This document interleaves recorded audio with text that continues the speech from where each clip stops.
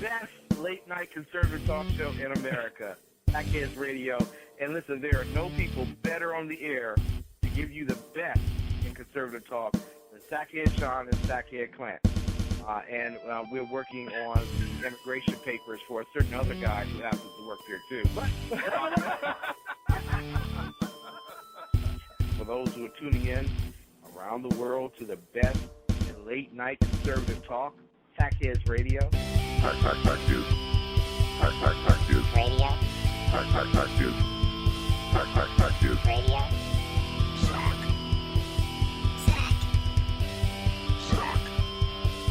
Sack. The best late-night conservative talk show in America. In America. In America. And in this web was a large, I'm pretty sure it was the biggest spider I've ever seen.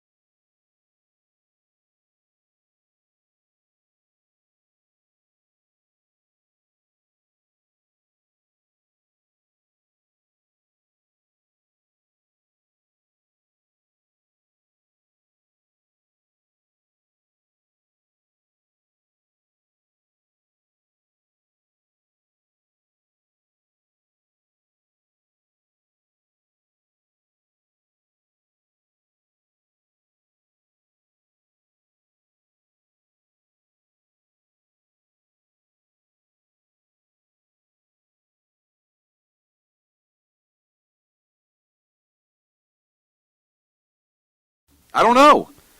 I don't know. The guy's velocity is back up. The same coach that worked with Jared Parker to get him back, because he came back also, is working with Zito now. Right. And his velocity is back up again, and I guess some of the breaking balls he's throwing, some of the curveballs he's throwing is nasty, but went back to his fastball, curveball, and combination, and so who knows? Well, and we've seen that out of other pitchers, though. We've seen that with other pitchers where they've taken a year off or something to that effect, and they've built some strength, they've built some elasticity back in their arm, and they come back. So, you know what? I hope he has a good year. He's one of those guys. He's signed to a AAA contract anyway, so the Nashville Sound will be able to. I need to go to a game. Yeah. Like in Nashville. Yeah, let's do that. Let's find a way to make that happen. Okay, mostly because I want to spend some time on Music Row with my cowboy boots. Either way. But we can also go see a Nashville Sound game. Okay. We could, yeah. You know me, I'm always down Now, to the world just heard you commit. Dude, I said yes. What else do you need from me? That's what I need from you, is a commitment. People don't commit anymore. They break them. Yeah, well, I don't break it. You almost just said you don't commit. Now, you see what you did there? Well, you know what? You had a Freudian slip. You had a Sean slip. With what happened with Liz tonight, it's hard to commit to anything. Right. And if you listen to Ken's show earlier, you know what happened with Liz Laura. So, I mean, anything is, everything's up for grabs right now. Not Liz.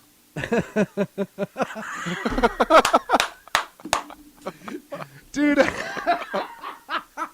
You're right, not Liz. Right? Liz is not up for grabs, but everything else is.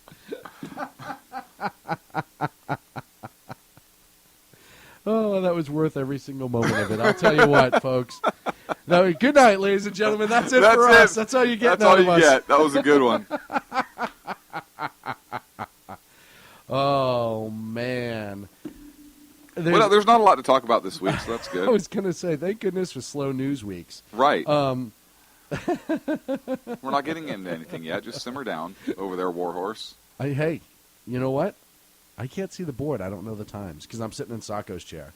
And it's throwing me off. I don't like it when you do that. I know. Right? It's almost like we each have a side of the studio. We have our spot. We do. Right? And to put it in terms for folks who may not understand the importance of the dynamic of situation, like physical location within a studio for continuity and flow of material, it's like you have your favorite side of the bed. Mm-hmm. Right? Mm-hmm. Whether you're with somebody or not. And if you're with somebody, they have their favorite side of the bed. You just kind of work that out. And one person sleeps on one side and the other sleeps on the other. And when that gets thrown off, everything gets messed up. I equate it to like a pod of killer whales. We hate whales. Right, but that doesn't mean that this isn't true. It Okay. just means we don't like those whaley bastards. Right. With their fins. With their fins. All and willy-nilly in the ocean. cone teeth and seal-eating ways. Oh, look at me. I'm a whale. Look, I can swim. I'm a killer whale. Big old mean killer whale face. But they all have their certain spots in the pod when they're swimming, right? So Everybody can relate to my story. Nobody is listening to your story right now.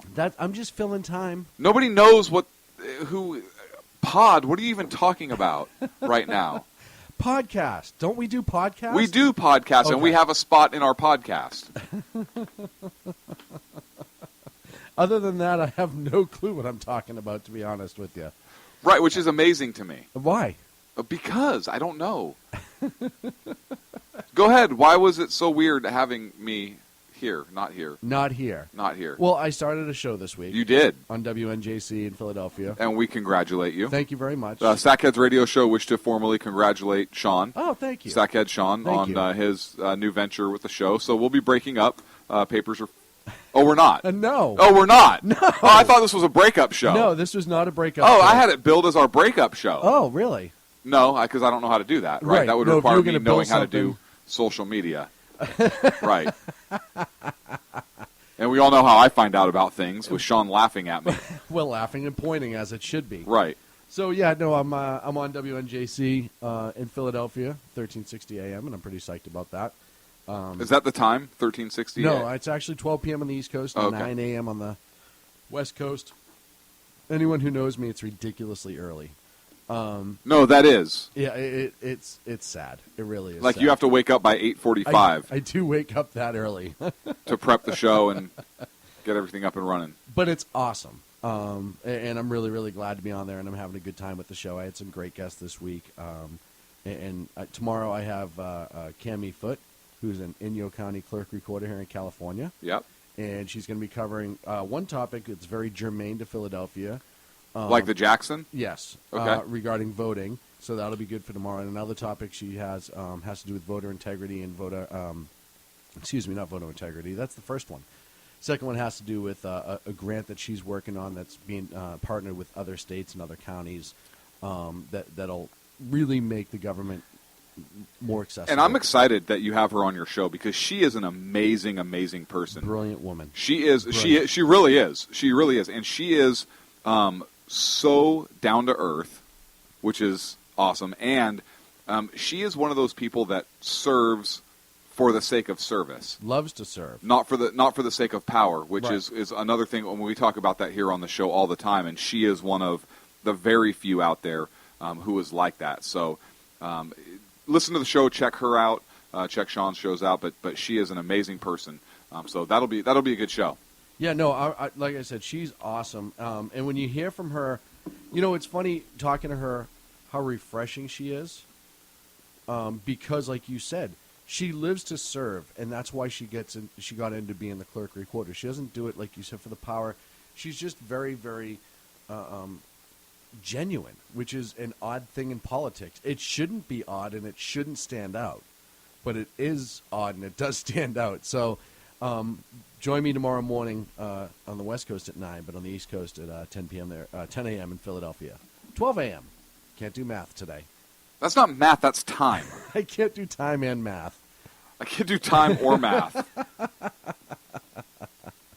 Or any such things. Or any such thing. What? I don't... Just time. It's a time thing. We're trying to Drink some beer. Okay, here we go. There you go. Does that feel better? Much better. What's our first topic? We're not there yet. Okay, good. I want to talk about the Secret Service, actually. Oh, the Secret Service. What? Well, no, nothing's a secret with them lately. It seems like everything's really coming out.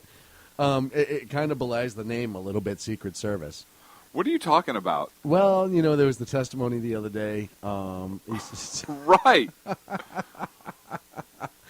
And it really got summed up last week when you had the two agents drive into the gate, intoxicated in a company vehicle, if you will. You know you are screwed when both Democrat and Republican representatives on a congressional panel grill you. Yes. Right? No, exactly. When they're both on the same side, if you will, and they're not fighting each other. Particularly in this current administration and Washington atmosphere. In the most divided, if you will, politically divided. Oh, I will. Oh, you will.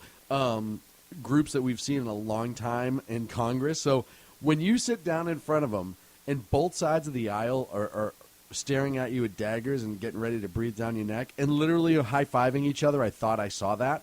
No, I think you're right. I'm not completely sure. You were in serious trouble. I think, if I remember right, I could be wrong on this, there was an open mic where one of the Democrats said to one of the Republicans, "Let's get this MFer." Yeah, something to right? that Something effect. like it. Joe Biden might have been there. I don't know. I don't but remember I think how it happened. And then they both giggled like schoolgirls and had a drink, I think. I don't remember who that was, though. Giggled like schoolgirls.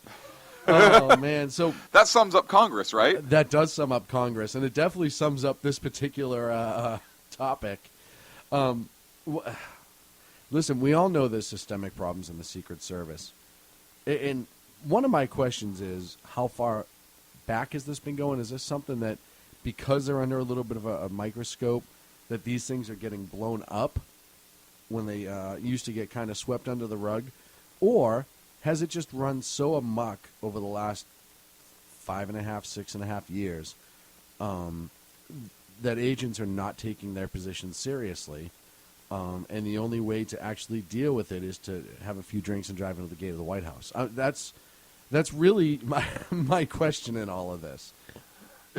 So, look, when my favorite quote, dude, you're their boss. Yeah. Did you see that one? No. And I watched most of that hearing, too. Oh, yeah. How did you miss that? Representative Chris Stewart from Utah told Director Joseph Clancy, dude, I can't make this up. That's like, I am leveling with you right now. Like, this is kind of a big deal. Right, like I just grabbed you by the scruff of the neck. And you're like, dude, you don't have to earn their trust. You're their boss. They're supposed to earn your trust. Truer words were never spoken. So if a congressman says to a director of the Secret Service, dude. I want to interview that congressman, and when he comes on, I'd be like, dude, that was such a great line, dude. Seriously, dude, you, nailed it. No, you know what I want to tell him? Is I want to say, hey, why are you so culturally insensitive to use a term specific to California? No, they have dude ranches when in the you're Midwest. in Utah. I almost said RuPaul-taw. RuPaul-taw? What? I almost said Rutaw. I'm writing that one down. RuPaul-taw. RuPaul-taw. That almost takes some serious stones in his own right to call the head of an agency dude. Yeah, especially the Secret Service. Because you don't end up the head of the Secret Service just for showing up. The previous administrator did. But this one, I think there was a little bit more of a vetting process. The only thing better would have been if he said bro. Bro. Yo, homie. Dude, seriously. Dude, bro. Check it out. Oh, My biggest question, and there's somebody I want to talk to about this, Dan Bongino, who ran for Senate, but he wrote Inside the Bubble, Life Inside the Secret Service. He was a former New York cop who became a Secret Service agent and eventually moved up to the President's Protection Team. I would love to get his take on all of this and how much it has changed in the last few years. And really, is the Secret Service just kind of falling apart? Like, is it? Well, they made the tapes of the incident disappear now, supposedly, right? Yes, I've heard that too. Like, all of a sudden, they're just not being found. Well, no, they erased them after 72 hours, right? Right, and nobody thought right? Nobody thought we might want a copy of that at some point. What about for an administrative hearing? Well, what about for the most transparent administration in the history of the country? Right. It's funny how important things and documents disappear left and right. Like, let's just start running down the list of things that we can't find that we kind of need. Lois Lerner's emails, Hillary's emails. Now there's going to be questions about a couple of other things. Right. No, but it's Secret Service's policy, right? Yes. According to 72 hours, maybe. Yeah. Congress 72 hours. Congress. Well, yeah, because you're not gonna discover a serious event. You would know within 72 hours. Exactly. Right? I was just going to say that. What if you had, and I don't know anything about this, so if I'm wrong, somebody correct me. But what if you were looking for somebody that was maybe, I don't know, what do they call, like casing the joint or something like that, more than a week earlier, and something happened, and now you can kind of look and see, like you can go back and look at the videos and stuff like that. I mean, wouldn't that be doesn't that make sense? I think so, dude. But seriously, dude, you're their boss. Dude, you're their boss. But on the heels of all of this, the Secret Service has the stones to ask for $8 million to build a replica of the White House. What? So that they can train their agents. Right? Like, so here's what I think they're trying to do. They want to build a White House, $8 million, taxpayer money, so they can train their agents to respond, I guess, right? But you can't recreate everything exactly. Well, I mean, furniture changes, right? But so here's the thing, or I came up with an alternate explanation. Oh, goody. Do they want to build the replica White House and then get all their agents just smashed and then show them where they should drive to avoid all security cameras? Hey, guys, just so you know, in the future, this is probably the route you want to take. That might actually do you a little bit better there. Right.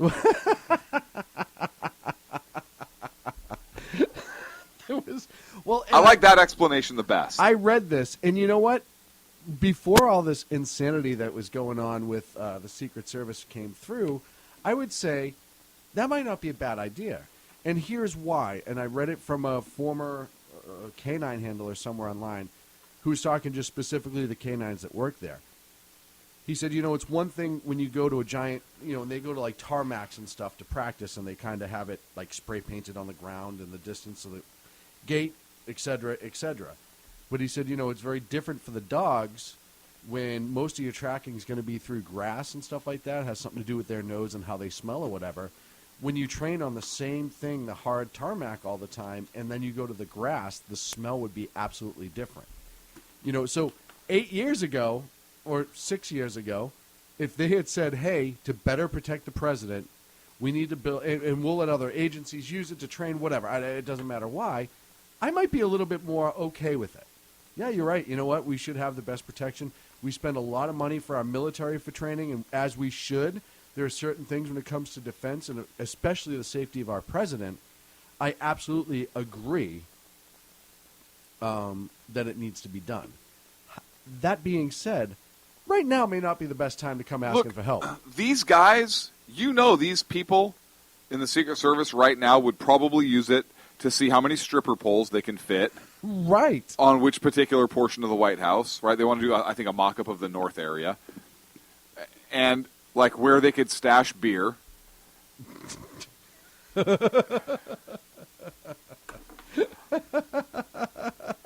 I'm guessing. I don't know. I'm guessing. I don't know either, and that's something we definitely need to work on.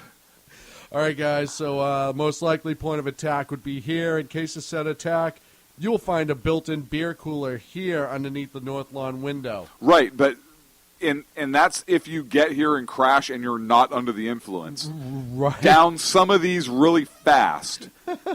That way, they don't think that we're incompetent. We can just say we're hammered. Right. We're hammered. It's an illness. It's an illness, right? Help me. I need help. You sure? Because you seem like you're stone cold sober. No, I'm not. No, because that would be a training and performance issue. Right, exactly. And I don't want to get terminated or written up. Who's that? Oh, that's Bubbles. She's the mid-watch Secret Service person that you've never met before. Right. Where does she hide her gun? Because I'm pretty sure Why? I can see her pancreas from here. Is that glitter? Yeah, she uses that to throw at any possible threats and get it in their eyes, and her smell also doubles as a mace. Right. So is she wearing like 6-inch platform heels? Yes. Right now? Yes. Dude. Okay. Dude, you're their boss. Dude, you're their boss. This is Bubbles. Wouldn't it be great if there was an agent named Bubbles and now I just insulted her? Or him. Or him. Right. Or him. I forgot. Speaking of her or him. Ken, how is he? He's doing well, actually. He's doing well. I saw this a couple days ago, and I'm going to talk about it, I think, tomorrow. But I need to talk about it with you, because your reaction to this is important to me. Okay, go. Starbucks starting a new campaign to have their baristas talk about racial sensitivity. Okay. What is your thought on that? Here's my thought on that. And my stance may surprise you. Okay. If some barista puts that on my cup, I'm going to throw the cup in their face. No. Look, they're a private company. They can do what they want. Right.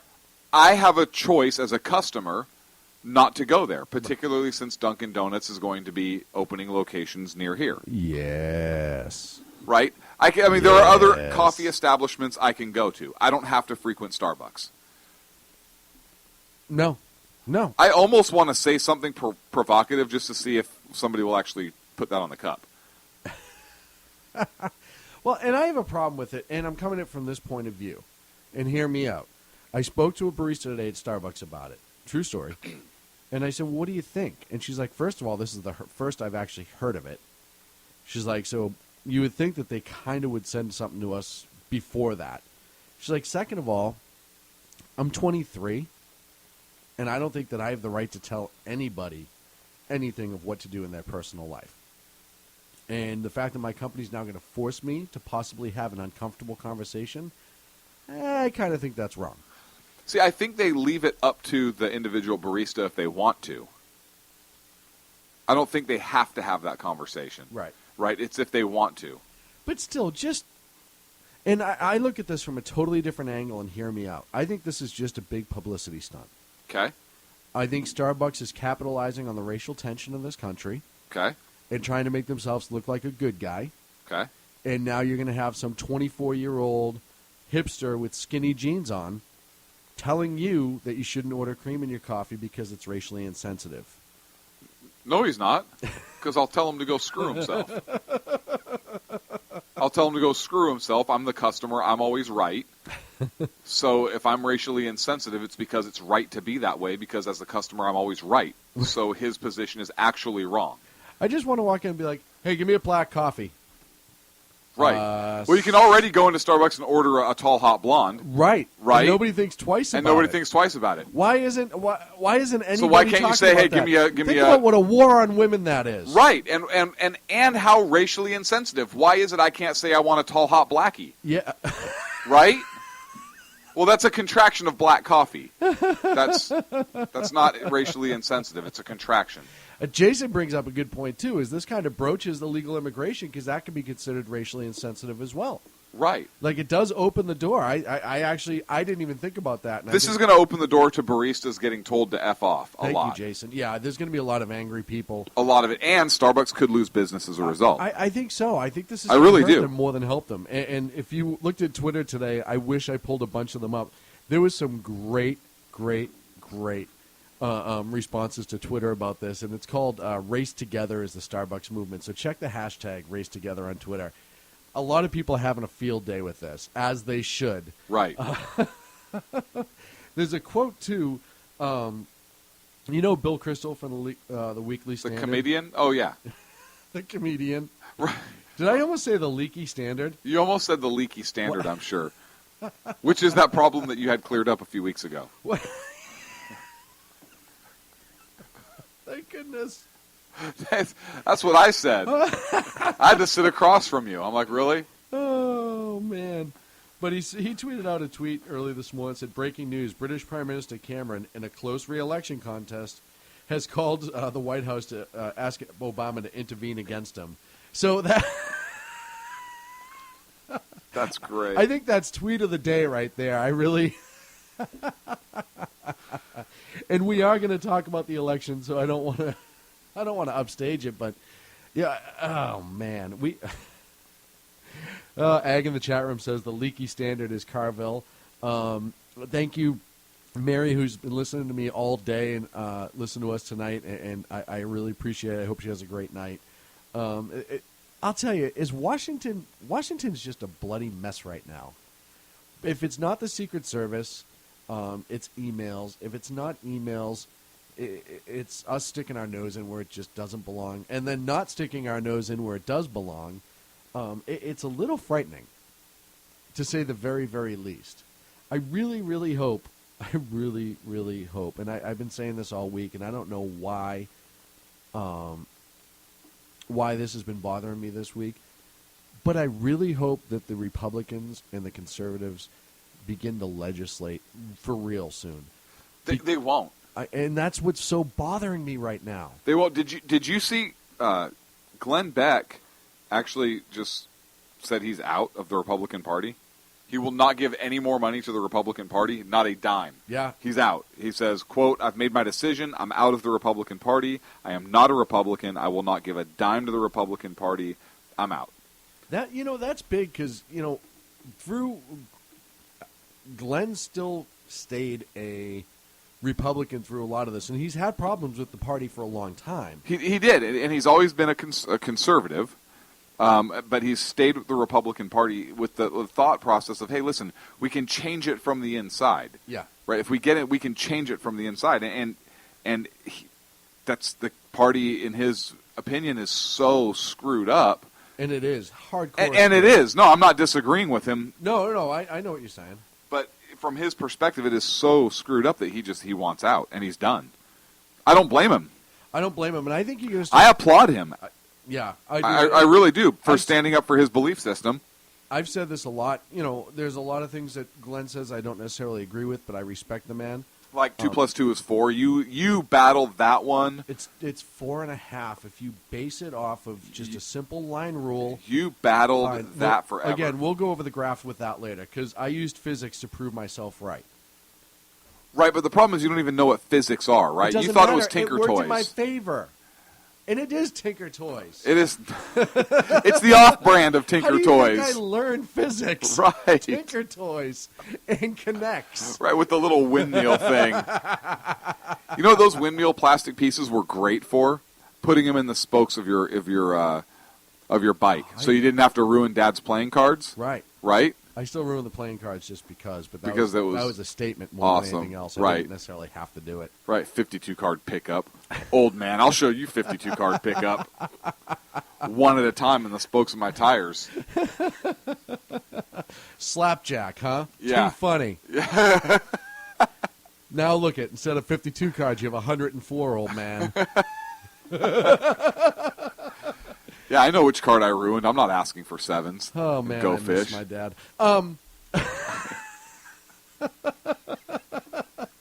Those were the days when we were young and Dad would just throw decks.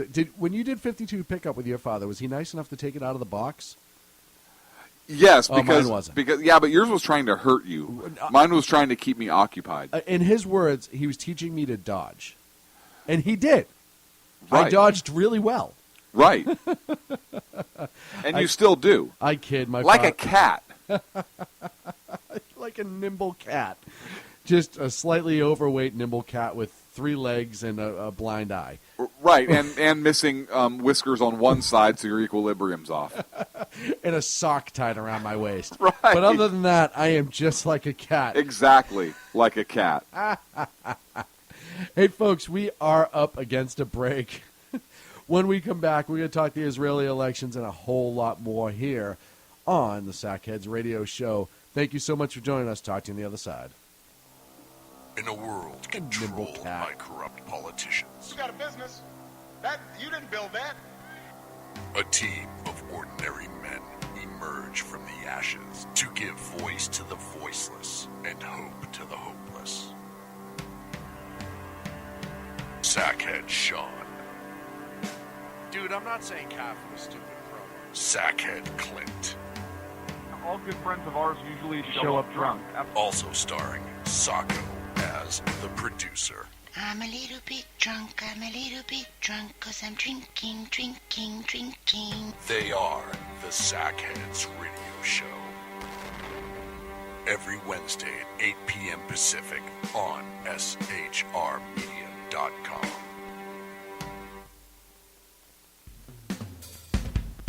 This is Tammy Jackson, inviting you to join me on the Tammy Jackson Show every Tuesday night at 7 p.m. Pacific on the 405radio.com. Put down that remote and tune into the show that covers politics, guns and the Second Amendment, religious liberties, sanctity of life, the military, and more. I host newsworthy guests and work hard to be a conservative radio show that's not like all the others. So save Tuesday nights at 7 p.m. Pacific for me, Tammy Jackson, on the 405media.com. Who listens to the Andrea Kaye Show?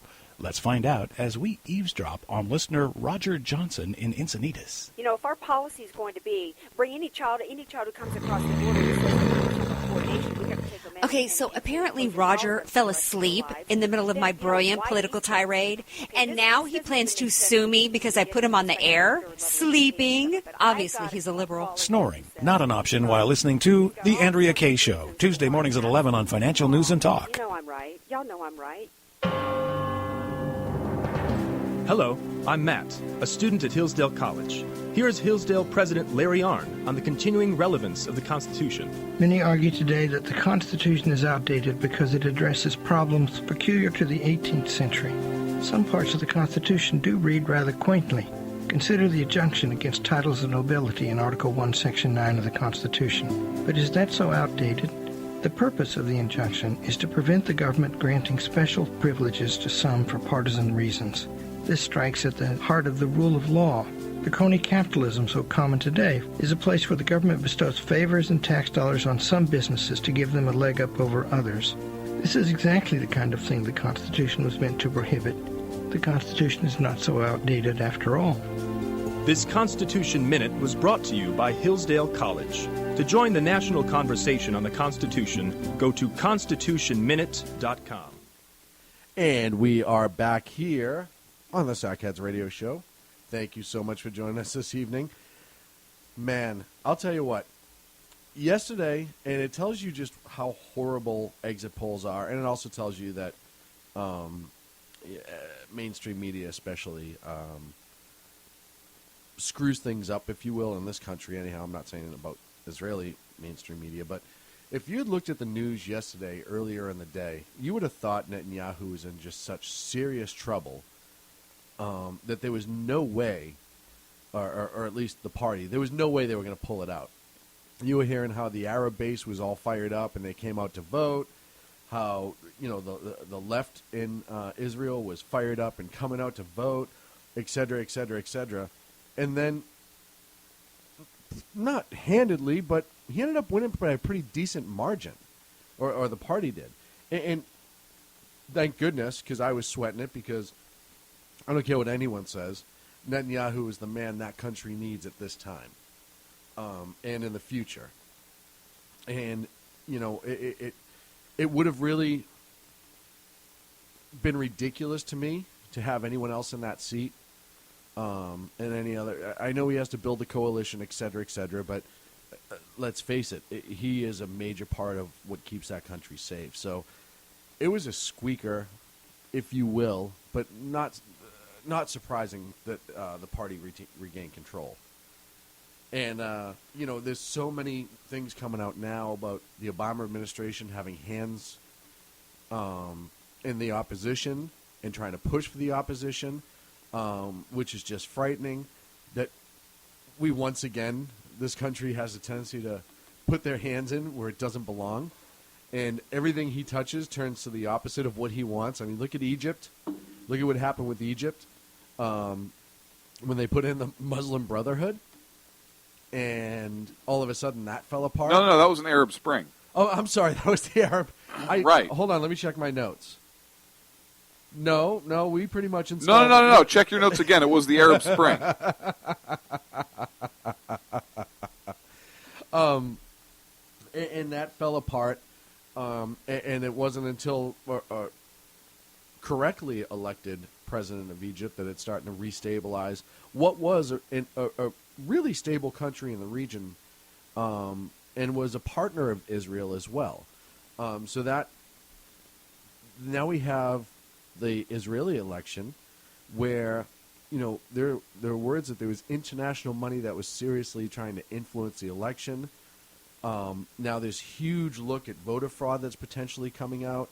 And I was reading an article by Pam E. Legler, and I'm sorry if I mispronounce the name. I haven't seen it before, but it's everyone's saying that the administration, our administration, had boots on the ground during this election, and they were trying to rally against the Netanyahu and the party. So,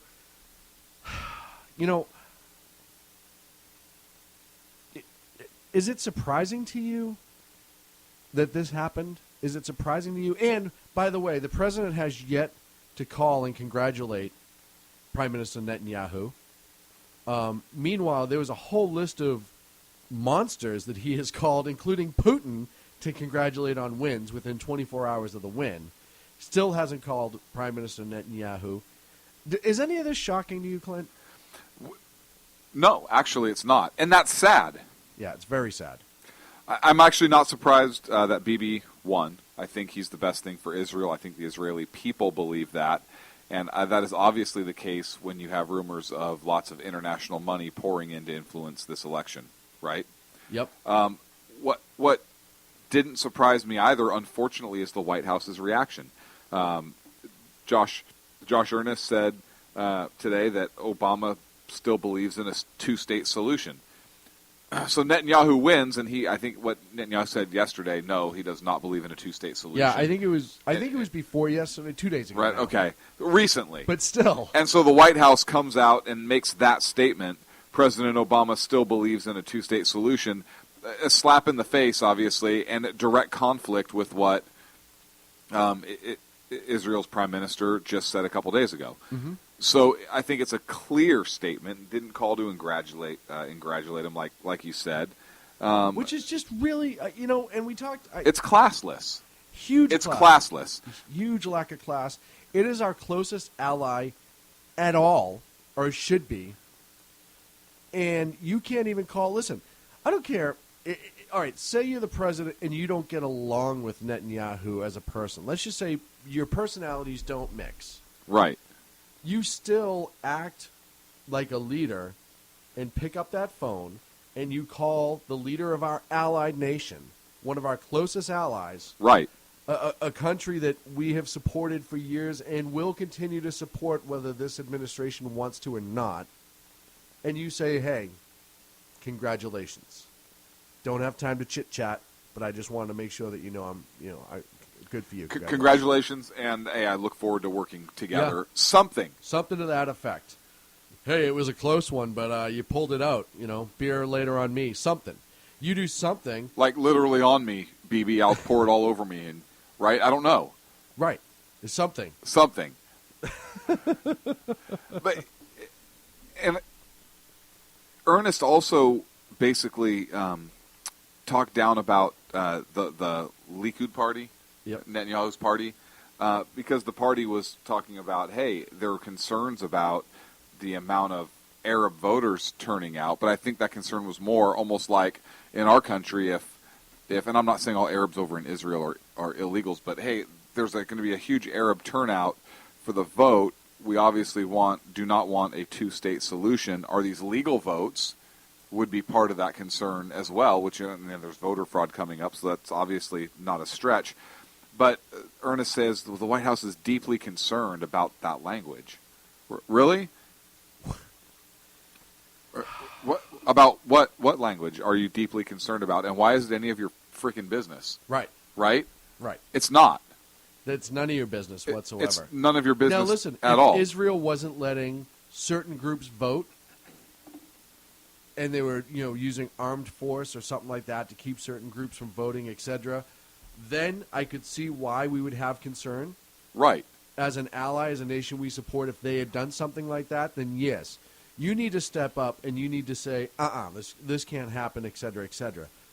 But and you have to actually say, etc., etc. No, well, yeah, that's why I put that in there. Okay, I'm just making sure our listeners understand that you have to say that. I'm pretty sure that's standard ambassador talk right there. No, it is. It's standard issue. It's almost like that's one of those things you write down in ambassador school. Kind of like, do you remember when Crash was teaching Nuke about what to say? Right? We got to take them one day at a time. I'm just, right? Et cetera, is one of those ambassador things that get written down much in that same manner. Baseball's here when we're making Bull Durham references. Oh, absolutely. Again. That's awesome. Absolutely. And I found a list, and somebody in the chat room was nice enough to link this, of people that the president had congratulated within a few days of winning the election. In 2012, it took President Obama just a few hours, and this is from Breitbart, to congratulate Muslim Brotherhood candidate and then Egyptian President Mohamed Morsi. In 2013, it took Obama a full week before he called Netanyahu to congratulate him, a week, and then hours from Morsi. In 2012, Obama called Putin to congratulate what was most likely a rigged election and with everything else that was going on in the region at the time. In 2013, Obama broke 3 decades of silence to congratulate Islamist Iranian Prime Minister Hassan Rouhani. And in 2012, Obama congratulated former Saudi king on his heir, Prince Salman, and so on and so forth. So it's not like we don't do that. It's not like he's never done it and he's like, hey, you know what, that's just not my thing. Okay, if you've never done it with any other country, I wouldn't care. But you've done it. Right, but you broke 30 years of silence. To congratulate Iran. I want to know, does Iran have pictures of him doing something? Because I cannot believe, and I know this isn't the topic for this, but I just can't believe how much this president is into Iran all of a sudden. Like all of a sudden, Iran is like the new hot girl in school. Like he's just all up in their Kool-Aid. And doesn't know the flavor. It doesn't know the doesn't flavor. know the flavor Yeah, at all. Absolutely. Ken will like that reference. But I digress. Please continue. I'm sorry.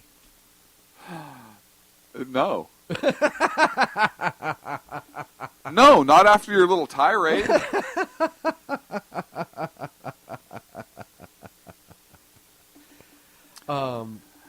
I think, so you brought up Iran, which is interesting. So I'm wondering, and I've kind of been thinking about this today a little bit, and it hurts a lot when I think a little. But what is Netanyahu's win going to do potentially with the discussions with Iran? Yeah. Because Israel under Netanyahu will not stand or wait around for Iran to get a weapon. Two things. Right? That other. In charge. What's that? Two things won't happen while Netanyahu's in charge. Iran will not get a nuclear weapon, and there won't be a second state with Palestine. Exactly. Those two things are a done deal. Exactly, and both of those things are what the Obama. Well, I don't know about the first one, but the Obama administration certainly wants a two-state solution. Yes. And I really don't think they're worried about Iran having nukes.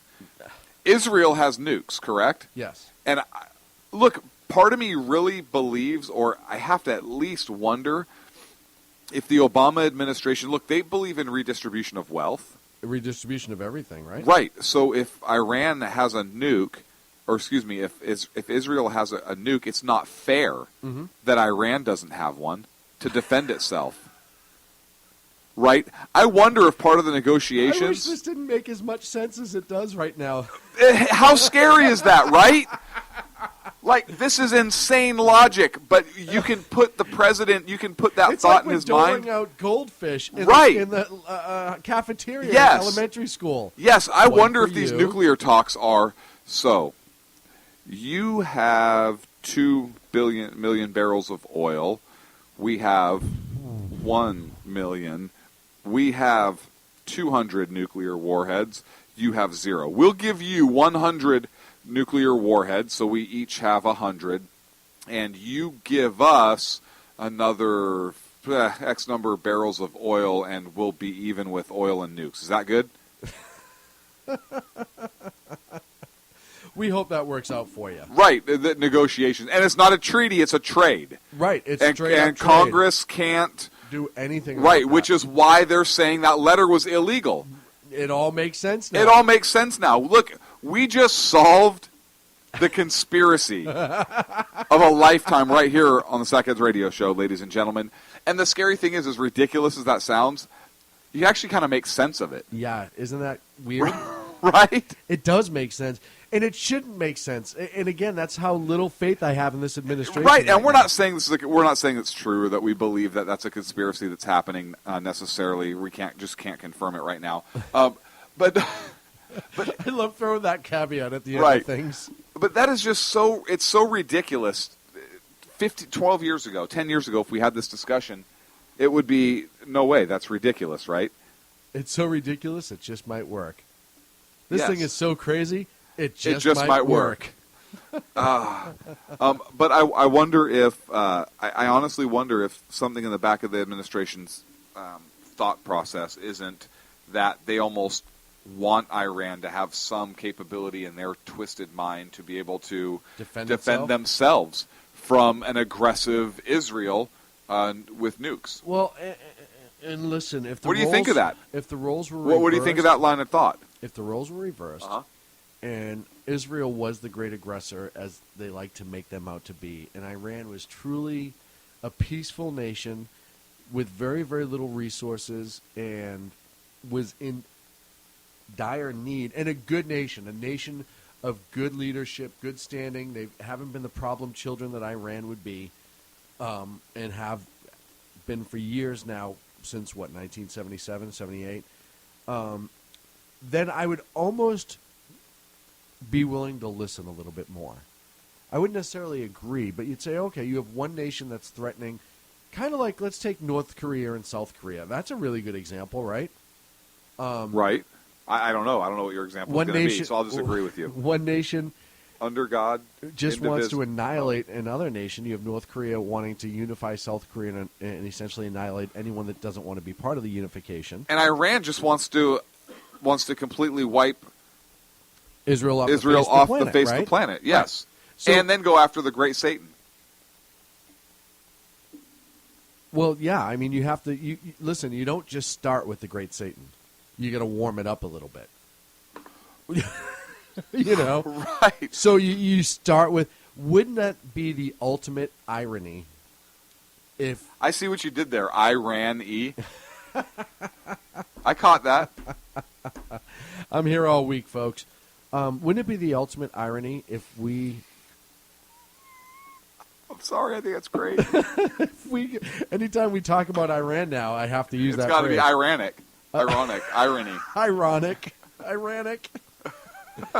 If we pushed forward, or the administration pushed forward with this Iran deal, and before Obama was even out of office, they fired the first nuke, or snuck a dirty bomb into Israel and ignited it, or something like that, and I ask that question seriously, and it's frightening to me to think, but they're not. And listen, I trust Netanyahu and Israel's intelligence enough to know that they're close.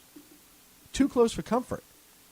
And do we want to give them that little bit they need to push it up over the edge? No. And well, no, obviously not. But that's I thought a question that was a I'm asking the administration. Oh. Sorry, that was... I thought you were asking me. You were looking right at me when you said that. Apparently nobody in the administration thought about this before, which is bizarre to me. But do you want to be the president? No. not you specifically. Let me finish this one. I'm sorry, you're looking in my eyes. I'm sorry. Do you want to be the president who allows Iran to get a nuclear weapon and create a bigger problem in the Middle East than what is already there? And the answer would seem to me to be no. Hey, wait a second. You can't answer a question that I answered and then answer it the same way. Sorry, I had to do the thing with the stuff and then move things around. Yeah, why? This administration scares me. And I really want to know what Congress is going to do and if an agreement or a treaty is reached. And we defined treaty last week on this show, and see if Congress is going to have the fortitude to step up. I don't think they will. I don't think I have zero faith in this Congress right now. Particularly with how they handled the whole funding Homeland Security and immigration, et cetera, et cetera. Yeah, I think we're going down a bad path, and I think we're in a lot of trouble. You brought up something interesting about sneaking in a dirty bomb. You see the rail, like the high risk rail shipments, were like for the checks of the trains coming in. They were like, yeah, some really bad stuff could have gotten in because we never would have known. Right, because we weren't checking the rail system per protocol. And as a matter of fact, the folks checking that, or who were supposed to be checking that, yeah, they weren't even trained on how to do it right with the equipment. Did you see this report? No. You didn't? I thought this was actually leading to a joke, and now I'm just depressed. Why would I joke about something so serious? Because it's the Sackheads radio show, and we have a tendency to do that from time to time. Right, we're just a complete here every Wednesday at 8 p.m. Pacific on the SHR Media Network. Wow. You know, it's funny how we have money for Homeland Security to ride the Amtrak train and look for people. Maybe that's why they didn't do it. They weren't using the tools they were supposed to use. They were riding Amtrak instead. So there was a report that came out from the Inspector General, and it said that Customs and Border Protection were not properly screening rail cargo that was coming in from Mexico and also from Canada. And the best part is that they said weapons of mass destruction and, quote, potential instruments of terrorism could have come into the country, which is perfect. Depressing and perfect all no, at the same time. It's perfect. According to this article, and FoxNews.com has the article under threats, watchdog potential instruments of terrorism could be slipping into U.S. on rail shipments. It's a pretty good article, but according to Border Protection or Customs and Border Protection policies and the article here, they weren't properly screening the rail cargo, and they couldn't say for sure whether they did the right thing by releasing various high-risk shipments. Well, you know, in the United States. So their policy, Border Protection policy, requires the inspectors to use, quote, large-scale, non-intrusive inspection equipment, end quote, that are supposed to scan the shipments and then flag them as high risk, and then supposed to check them also with other things like, you know, detect the radiation meters. I think that's what they're called. But they failed to do this. They failed to follow protocols, and in some cases, some of the agents were not trained properly in the use of the equipment that they were by policy supposed to be using. Oh, good. And according to the IG report, there was a sample of 254 high-risk rail shipments from 6 different ports that were processed through 2012 and 2013, the fiscal year. And in 23% of the shipments tested, nearly 1 in 4, the officers used incorrect targeting data. Uh-huh. No kidding. Yeah. Well, that's just loverly. Yeah. And wait, the best part. Oh, it gets better. The report said that the agents did not always use the required radiation detection equipment, and they missed that 72% of the time.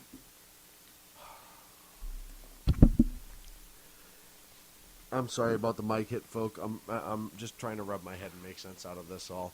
You can't make sense out of this. So the organization, and the reason I brought it up is you said smuggle a dirty bomb into Israel and detonate it. Well, Why couldn't they smuggle that here into the United States? Oh, well, you look at our ports. I just did. I just briefed you on. Well, that's our northern border. I tell people all the time, and way back in the day, I had the luxury of actually working around some ports here and there. What you can bring in on a private ship via ports is insane. The only time that you would get inspected, for the most part, is if your last port of call was a nation that we had odds with for one reason or another, or if you were carrying cargo that was believed to be, or what you have deemed to be dangerous, natural gas, coal, et cetera, et cetera. But if you were just like a steel ship or a trash ship, which they have, believe it or not, or something like that, or you were coming in to pick up refuse like crunched metal or something to go out, the inspection was minimal. Even after 9/11, and I was a lot of the guys who worked for then Immigration and Customs Patrol said, hey, you wouldn't believe what they bring in on these ships, and we don't have the resources to keep, and this is after 9/11, to keep up with it. We have thousands upon thousands of ships entering our ports every single day from flagged nations that have terrorist ties, that have a rogue regime, et cetera, and our scanning of them is minimal. So the rails, the boats, we don't protect our borders. We don't protect our people. We don't go out of our way to, the things that we do check up on. And I think this is amazing. If you're a good citizen in America, in some states, you can't carry a firearm to protect yourself against a horrible citizen, but... Well, that's because you would then be a risk to the public, according to the crazy. Right. Well, why would the horrible citizen have a gun? They can't have it lawfully. They're a horrible citizen, Sean. Duh. But so that on one hand you have that mindset, and on the other hand you have borders that are just so wide open. You could sling a ship filled with a dirty bomb through it without any problem whatsoever. So it's scary to me what our priorities are, and a lot of this does go back to immigration, and that's sad.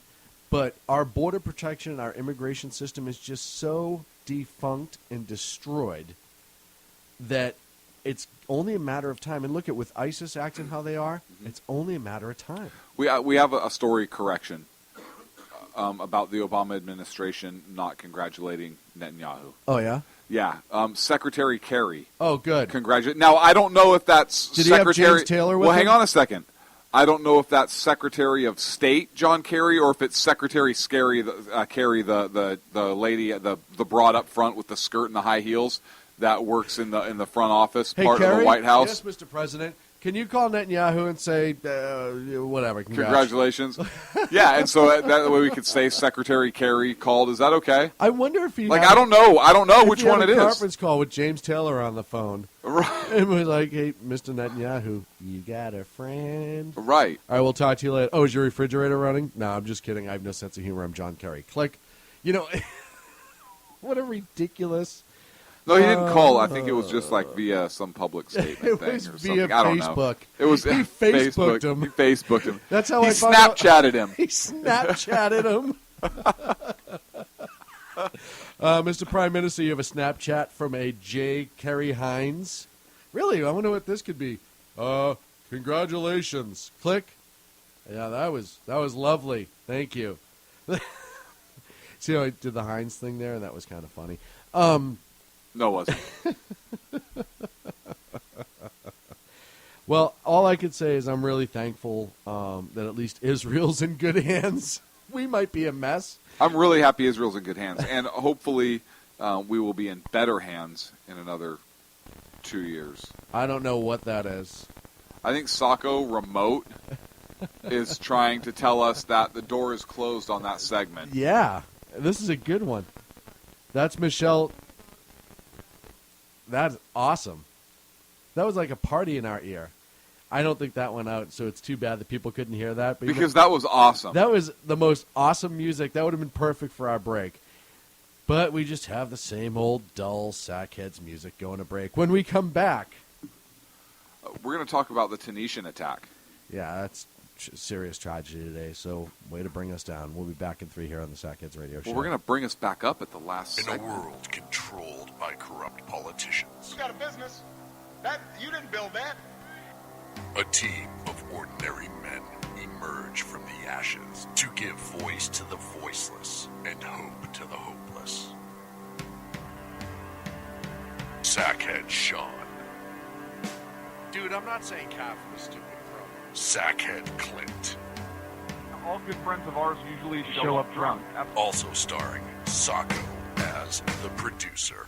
I'm a little bit drunk, I'm a little bit drunk, 'cause I'm drinking, drinking, drinking. They are the Sackheads Radio Show. Every Wednesday at 8 p.m. Pacific on shrmedia.com.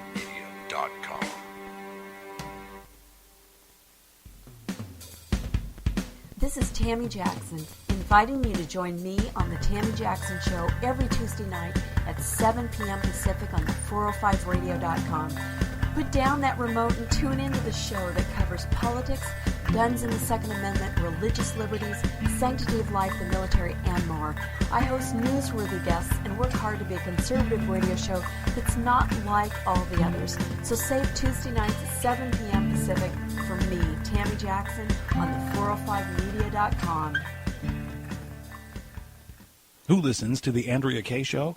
Let's find out as we eavesdrop on listener Roger Johnson in Encinitas. You know, if our policy is going to be bring any child who comes across the border and says coordination, we got to take them in. Okay, so apparently Roger fell asleep in the middle of my brilliant political tirade, and now he plans to sue me because I put him on the air, sleeping. Obviously, he's a liberal. Snoring, not an option while listening to The Andrea Kaye Show, Tuesday mornings at 11 on Financial News and Talk. You know I'm right. Y'all know I'm right. Hello, I'm Matt, a student at Hillsdale College. Here is Hillsdale President Larry Arnn on the continuing relevance of the Constitution. Many argue today that the Constitution is outdated because it addresses problems peculiar to the 18th century. Some parts of the Constitution do read rather quaintly. Consider the injunction against titles of nobility in Article 1, Section 9 of the Constitution. But is that so outdated? The purpose of the injunction is to prevent the government granting special privileges to some for partisan reasons. This strikes at the heart of the rule of law. The crony capitalism so common today is a place where the government bestows favors and tax dollars on some businesses to give them a leg up over others. This is exactly the kind of thing the Constitution was meant to prohibit. The Constitution is not so outdated after all. This Constitution Minute was brought to you by Hillsdale College. To join the national conversation on the Constitution, go to constitutionminute.com. And welcome back to the Sackheads Radio Show here on the SHR Media Network. Thank you so much for joining us. And you know, there was tragedy in Tunisia today. Gunmen stormed a museum. At least 5 gunmen was the last I heard. Now it's up to, I believe, 20 people who have died as a result. The interior minister of Tunisia stated that it was an Islamist attack, and really it's just a horrible thing, but it's something that we've become used to. And I know you have a lot more about this that you want to talk about, so I don't want to upstage you. You already did, so go ahead. No, go ahead. No, this is your party. Go ahead. I'm just here to enjoy the beer that I brought. You throw the best parties. And the disco ball. You throw the best First of all, the disco ball, I must say. It was amazing, right? Dude, added a touch of class to the studio. Thank you. For a lot. You have an eye for feng shui, my friend. Thank you. And you didn't even comment on the bubble machine or the glow sticks. What needs to be said?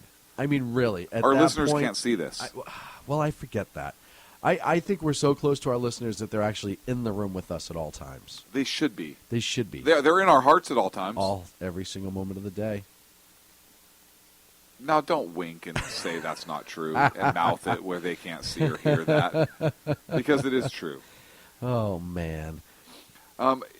So, yeah, this was in the National Bardo Museum, and initially they said 2 gunmen, and I think you said now it's up to 5-ish, and I'm not able to confirm that right now. But it was the worst attack on a tourist site in Tunisia in years. Now, Tunisia is in the northern part of Africa. I know most of our listeners know that because we have a very educated group folks. But it actually borders Libya on the east and Algeria to the west. And Tunis, the city that this occurred in, is up on the Mediterranean Sea. It's on the northern portion of Tunisia, right, along the Mediterranean there. And several tourists were inside the museum late before security forces were able to respond to the scene and go in. Again, they called it the worst tourist attack or tourist site attack in Tunisia in years. And the country here is really, at this point, young and, trying to establish democracy in its country. And they're really trying to keep the extremists at arm's length. They're not trying to let them get a foothold, which I think is even more interesting here. The museum is near their national parliament building, which they had to evacuate as well. It houses one of the largest collections of Roman mosaics in the world, and they don't know exactly who the attackers are. However, Tunisia has been involved with violent encounters with various Islamic extremists recently. So, including ISIS, I believe. So, is this a big deal? Well, yeah, because it's potentially another attack, and this is kind of we're talking about the Tunisian attacks, but it rolls a little bit here into terror block as well. So. But we see a major attack here in this country that's really trying to get it right and again establish the democracy and so forth. Does Tunisia mess with anybody? I mean, did they contribute like a Cessna or something that overflew in the coalition that potentially angered ISIS? No, and like you said, they're a small nation that's trying to get it right. Jason Miller, thank you for the updated information. It was a total of 19, 17 were tourists, as you said, and then 2 were Tunisian citizens. I believe those 2 may have been security guards. But no, you have a small nation who, like you said, isn't bothering anybody. And it was just an opportunity by these Islamists, either Al-Qaeda or ISIS or whoever it may be operating in the region or chose that target. It's an active shooter incident that we fear in this country. We've talked about it time and again on this show, where you have an unarmed citizenry in a public place with minimal security and a large number of tourists and citizens inside that can be easily attacked and harmed. And in this case, 19 were killed. It frightens me because as there is an influx, and we saw with the former Air Force member this week who was trying to join ISIS, we have an influx of these extremists here in this country. And this is not... we do, and here's why this scares me, and actually, I think I'm differentiating now between an active shooter event and an active terrorist event. And again, I haven't seen confirmation that this is a terrorist attack, but it sure as hell feels like one to me. So an active shooter attack in our traditional terms would be somebody that goes into a public place, commits random acts of violence, right, trying to commit like a rapid mass murder type event. But typically, there's not coordinated small unit tactics used. And when I say active terrorist event, as I'm starting to look at these more and more, and as these come out and we talk about them here on the show, we're seeing a coordinated attack. We're seeing these multiple attackers that are using small unit tactics in order to achieve whatever their goal is, right? Rapid mass murder, for example, for purposes of terror. And we saw it in France, how they exited the vehicle, and it was talked about ad nauseum, right? Advanced law enforcement attacked them, got back in, moved. They were moving and shooting. They were obviously trained. We saw it in Mumbai, India, when the Mumbai attacks happened there, and potentially we just saw it in Tunisia today. Well, and this is completely unconfirmed. I just got this breaking. There was a incident in Sweden where a man just walked into a bar with a machine gun, and I don't know if it was a solo or not, but they're saying multiple fatalities. This is just coming in literally as we speak. We had a shooting in Mesa, Arizona today here as well. Yeah. I don't think it was terror related. Right. Well, this is very out of sort for Sweden, though, this sort of incident. Right. So, but what I'm concerned about here is more of a new emerging tactic that the terrorists are using to commit these rapid mass murder events, for lack of a better term, right? Right. It's this active shooter style, but with the twist, with the tactical element involved, and which makes it 10 times more frightening. It really does, and here's another reason why it makes it even more frightening. There is a movement in this country right now, as we're seeing this new threat emerge on the global level. There's a big push in this country to demilitarize the police. Some folks have this view of in some cases disarm of a militaristic police, right? Which is not the case in this country. If anybody thinks that our police departments are militaristic here in this country, I invite you to go live in other parts of the world like Iran. But they don't like them having armor vehicles, for example. Again, armor is defensive in nature, folks. Let's apply logic. Oh no, I've seen armor transform into these robots. No, that was a toy that we played with as kids. Okay, sorry. Yeah. I'm pretty sure I saw it, though. So here's what has me concerned in this country and why we bring up these world events. And, well, what does it really have relevance here in the United States? Well, because it could very easily happen here. We know the terrorists want this to happen here. And so my concern... They've called for it time and again. Right. My concern for it happening here and having a very mass casualty incident here in the United States is because, one, this trend of small unit tactics being used to commit rapid mass murder events through coordinated attack, meaning coordinated amongst the attackers themselves, who seemingly train together, work together, operate together, right? They kind of understand how they maneuver and work and can fight as a team or as a unit, whether it's 2, 3, 5, whatever it is. And then this other push simultaneously within our own country with rampant hatred for law enforcement right now.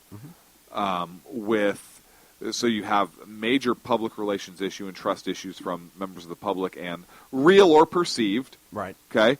And it's certainly not being helped along by anybody in the media or anybody in California with any kind of say or in any position of power, combined with some of those same folks and even another group, even some libertarians, I'm sad to say, that want to not disarm the police but make them carry, say, pistols only, or no armor, or no body armor, because, or whatever the ridiculous argument is, because it looks too intimidating and militaristic.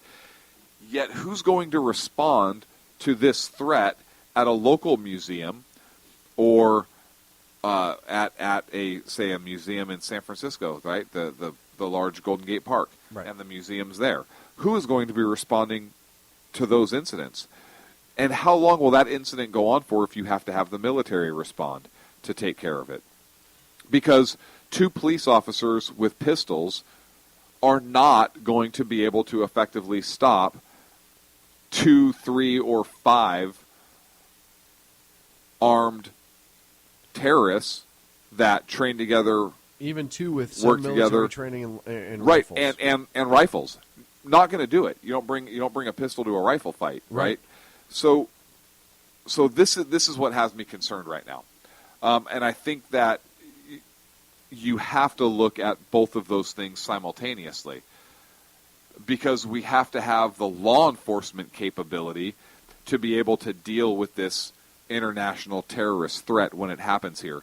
Because, folks, the flip side of that means the federal government has to do it. Right, and they're going to have all the power. And, the flip side of that, if your local cops don't do it, and those armored vehicles and those rifles are not maintained under local control with a police department or a sheriff's department that is answerable to an elected mayor or elected city council folks or an elected sheriff, or at state level, the state legislatures or the governor, and they're immediately available for deployment, if you have to rely on the federal government to address that threat, do you think they're going to stage those resources in every municipality or every jurisdiction?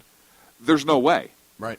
And what happens if you do cross into a tyrannical government? And I know the left goes, now you just throw, now you're just barking at the moon. Right, but we don't even have to go there, right? Right. Do you want the federal government coming in and dictating local authority, superseding local authority, taking over, establishing rules, establishing control points, establishing anything, whether it's for a short period of time or an extended period of time?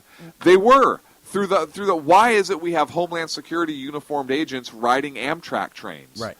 Or driving in vehicles on city streets or on freeways. Well, and then you look with the latest, the new trend with this, the federal government overseeing the training of certain police officers that's starting to happen. I think Mississippi just had the first, quote-unquote, academy class enter, where the federal government did a lot of the sensitivity training and involvement in it, et cetera, et cetera. Why do you have that at all? Because we are potentially moving towards a nationalized police force. Yeah. And it's sad and it's scary. That's why. And for the people who are worried now about local police having armored defensive vehicles or lawn guns or whatever, wait. Because then you have, at least they, like you said, they answer locally. And the vast, vast, vast majority would be more likely to protect the citizenry against a tyrannical government than vice versa. They would. And not only that, but you have officers serving in those municipalities that are part of the community. Yes. So in many cases, they understand the concerns of the community. Now, that doesn't mean the community has to like them or cooperate with them or trust them, because a lot of times there is not that trust. But that does not mean that the officer working that area, whatever it is, area they patrol, doesn't mean that they don't understand the problems and the needs of that community. And if that officer does something wrong or out of line, then that officer is held accountable by that community, and rightfully so. They're the ones that understand that, right? It's like education should be locally localized and not nationalized. You lose all of that. You give it up. We, the people, lose that power and authority and oversight when we have a federal force coming in, taking over those functions, and local whether it's temporary or not. Yeah, whether it's temporary or not in a state emergency, they have no saying. Look, they don't come in and enforce state law. No, they come in and enforce federal law. Yep. And now you're being held to answer for federal violations, as opposed to. Then you look at the 10th Amendment itself. What that does to 10th Amendment states' rights. Right. You have states' There is laws. no authority for a national police force. Right. Or a Homeland Security force. Where they signed, the Utah governor signed the bill that forbids local and state authorities from enforcing any sort of illegal federal guidelines within the state, and from the feds to come in and try to enforce said laws. So, right. In Alaska and Kansas have similar laws. That goes away. That protection goes away. Yes. Because now you have federal agents who are answering to Washington, D.C. And not the local community. Community. And so I think, but you have to view both of these problems simultaneously. Yes, absolutely. You can't, we can talk about them individually, but you put those two together and you really see the importance of having a strong, well-equipped local law enforcement agency or team or officers. Right, and I hate the argument when you talk about this that you might have. Well, you always have that one. You always have that one in every. You always have that one in everything. There's always going to be that one. And statistically speaking, it's not the one cop. It's right? less than it's one. less than one. Yes, it's less than one. Now, in California, there was an incident here, the West Hollywood shootout. Yes. Where Bank robbery. basically the bank robbery shootout scene from the movie Heat was reenacted in real life on the streets. 12 years ago now, longer. And the officers were completely Ill-equipped. overpowered again. And this was not two terrorists trained in small unit tactics. These were two knuckleheads that were bank that robbers. saw a movie, right? Yep. And they wreaked a lot of havoc and destruction. Oh, and those officers were overwhelmed. They had to go to gun stores to beg for guns and ammunition to stop them. As a result of that, there are agencies, and I know the big one, the big state agency, the California Highway Patrol, actually, after that incident, put rifles in all of the patrol cars.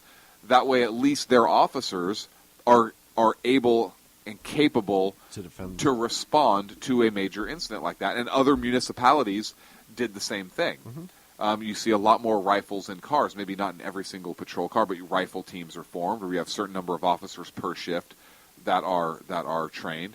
I like the Highway Patrol, California Highway Patrol's response of just, hey, train all of our officers in every patrol car, and everybody knows how to use it, and we're not just going to have a few folks on shift that we call, right? Right, and LAPD at the time, they had submachine guns, but they were 9mm rounds, and these guys had 2 level of vests over most of their body. That was the standard for tactical teams at the time. Right. If you remember, was submachine that guns. 9mm MP5, the Heckler and Koch, just subgun.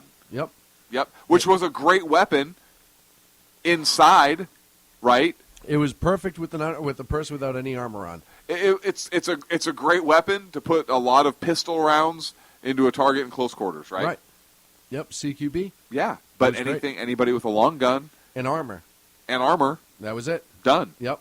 So we should have learned the lesson. There's been other times that the lesson has popped up too, and again we seem to ignore that in this country. We seem to. The mainstream media and the government itself, to a point, and I'll say Holder and the DOJ, does a great job of turning the local police department into these monsters. And listen, we've talked about this before. Look at Ferguson. You had witness number 101 being the only witness out of all of them, 101. He was witness number 101. That means there was 100 before him and more after him. Was the only person who said that Michael Brown put his hands up and said, "Don't shoot," after getting shot at.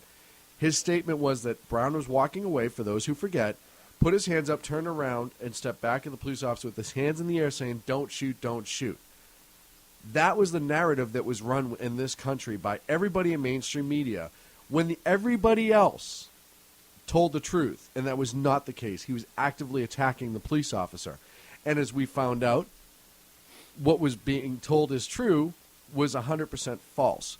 And look at what the damage that did to the view of police in this country by a majority of people. And then the Justice Department comes out and talks about how horrible the system is over there and it's racist, and why do they have these ticky-tack laws like walking in the street? Hey, guess what, J.A.? It doesn't matter. The states and local municipalities can pass those laws. If they don't want people walking in the street, well, guess what? They're not going to let people walk in the street, right? If they don't want you to fart in your front lawn on Sunday afternoon after 2 p.m. because church groups come door to door and it's rude, then they're going to pass that ordinance. It's not the federal government's job to oversee that. And so this report was completely infuriating and, in my opinion, helped contribute to the violence that we saw recently in Ferguson, including the fact that we got 2 more officers shot. Right. But all of this, to bring it back to Tunisia, again, you can't look at these events one at a time. And I bring the whole law enforcement community relations thing into the mix just to show that one issue is a very serious threat to the United States. And who's going to deal with that threat? It's going to be your first responders, your local law enforcement. That's Always. going to the fire guys are going to go climb ladders and wait for the fires and put them out and help with emergencies and so forth. Right? Make tri-tip for everybody. That's an emergency. That is an emergency actually, and they make tremendous tri-tip. Yes. But the law enforcement's going to respond to that, and I'm very concerned with how that's going right now in our country. And that's kind of how those two kind of melded together. It's not that we got off topic, but they actually do connect. And And I was doing some research, and this is from the BBC. The Tunisian president vowed to fight terrorism without mercy. So they are calling this. Obviously it's a terror attack, but officially the Tunisian government is actually saying that it is terror. Earlier in the day, with the prime minister saying it was an Islamist, so it's Islamist terror. And speaking of that, ISIS, we really don't have a true terror block tonight, so we'll just kind of roll this in. Did you see it came out earlier this week where the Kurds are saying that ISIS used chemical weapons against them? Yes, I did. Which is weird. I didn't think there were any chemical weapons anywhere Nowhere in the Middle East to be found. Right, Bush lied. Right, Bush lied. And people died, remember? Right. I remember Bush lied, people died. So where did these chemical weapons come from? Ooh. Did they Well, you miracle can't trust them? the Kurds. No, you can't trust those Kurds. Kurds. They're only on the forefront and giving their lives essentially to protect that entire region and going to do it with vim and vigor and to protect their homeland and their livelihood and the surrounding areas. People don't realize the importance of the Kurds in this battle. The Kurds are what is keeping this battle at bay. The Iraqi government still is not up for it. They're starting to get in shape, it looks like, the last few weeks, but they're still not up for this challenge. It's the Kurds. So when they allege that the ISIS is starting to use chemical weapons, we need to consider that a reasonable belief. We need to say, as reasonable people and a reasonable government, okay, if our only ally and the only people that are bringing the fight to them are saying this, and there's got to be proof, I'm sure they're not dumb enough to just randomly say this, then we need to go forth and investigate this further and help them out more. Where do we go from here? Well, I've said before and I've said again. I know the answer to that. We've talked about it before, right? And how to prepare ourselves. But I fear that we are so short-sighted in this country as a whole. And I know that the president has asked for Congress's authority, which I was very pleased that he did, to fight ISIS. But man, how about an all-out declaration of war? And then get our NATO allies involved. Right. No, I think we need to absolutely get involved. I think that we need war. Yes. There's no other way to stop them. No, I agree. I'm sorry. I firmly agree that we need to declare war and move. And while that's starting to warm up, we need to give the Kurds as much support as we possibly can. Look you have people from all over this world who are going to join the Kurds. I read a great article about 8 former British military members, most special forces, who have gone and joined the Kurds' fight against ISIS to try to stop it before it gets back to Britain. You had the gentleman from Australia who was a military member that had died recently over in the fight with ISIS. And you have more and more and more. Listen, like I said, I know a former Marine that if he could figure out how to go fight with the Kurds, he'd be there tomorrow. For a litany of different reasons. And he says that time and again, and because it's the right thing to do. And a lot of it was the ground that was lost and the lives that were lost in Iraq after we pulled out, that ISIS took over. And how many Marines lost their lives and military members lost their lives to take that to begin with. And now it's gone. So, you know what I mean? There's a lot of people who want to help the Kurds, and that's something we need to be doing more. And by help the Kurds, I mean we should have people on the ground standing next to them helping the Kurds. And it's sad. It shouldn't Training the Kurds. Train the Kurds, arm the Kurds, give the Kurds some armor. Let's get things going. Let's roll things up. It really is time to do the right thing. And listen, if we don't bring this fight to them, this fight is going to be brought to us. Mark my words. It will be here before we know it. It's already showing up, and I can't wait to see what happened in Sweden. I can't wait to see if it was another attack or not, or if it was just a localized, non-political attack, if you will. But, a lot of these attacks we're seeing more and more, and our own former military members are trying to join ISIS. And I know it's just one guy that we know of. You talk about Bergdahl and a couple other ones, but this Air Force guy specifically. That's not one. Well, no. That's and Hassan. Oh, yeah, right. Well, he wasn't trying to go join ISIS. He was just, he was just carrying out an attack. Right, that's totally different. Completely Workplace different. violence. I apologize. I don't know what I was thinking about. Real quick, they going to charge him with treason? Who? this Air Force guy? They should. They should. Of course they should. Will he be, if convicted, do you think Executed. they will execute him? No, but I think they should. Right. I absolutely think they I should. don't think they're going to charge him with treason. I don't think so. And I don't think they're going to execute him. But they should. Right. Both need to be done. Upon conviction. Absolutely, and that's upon conviction. Not just willy-nilly. No, not just all willy-nilly. Right. We're up against a break, my friend. We are up against when a we break. come back, is there going to be a repeal of Obamacare in the latest budget bill? Is this where the Republicans are trying to go? I hope so. We're going to talk about that on the other side here. Hang on a sec. Terror Block this week was brought to you by Patriot Ordnance Factory, POF. In my humble opinion, the best AR-style platform rifles on the market today. Tremendous, tremendous weapon system. 223-308. Check them out. POF-USA.com. POF-USA. And a tremendous Tomahawk that they have out now as well. Awesome. It is just amazing. So if you are worried about the zombie apocalypse, we highly suggest you pick one up. 2 or 3. 2 or 5. Give them to your friends. Their Patriot gear, awesome stuff. Check out their posters, T-shirts, but just their go weapons. to their website. If you've never shot one, if you've never shot a POF, but you've shot other AR platform rifles, you will notice the difference with the rolling cam pin technology. The other things they have in there are just a tremendous weapon. And just go to their website, even if you're not ready to buy a weapon right now. Right. Their website is so awesome. You have to the artwork and just everything. Send a about comment. it. Tell them the Sackhead sent you. Absolutely. Sackhead Do Radio that right Show. now. As a matter of fact, if you're in our chat room, I challenge you to do that as we speak. We're going to be back on the other side here on the Sackheads Radio Show live on the SHR Media Network. Did you notice how we had a rifle company sponsor Terror Block? That's kind of what we should do. How did right? we do that? Isn't that funny? That's weird. That's awesome. It's almost like we planned it. Almost. Which we didn't. That's Not- even not funny. at all. You didn't build that.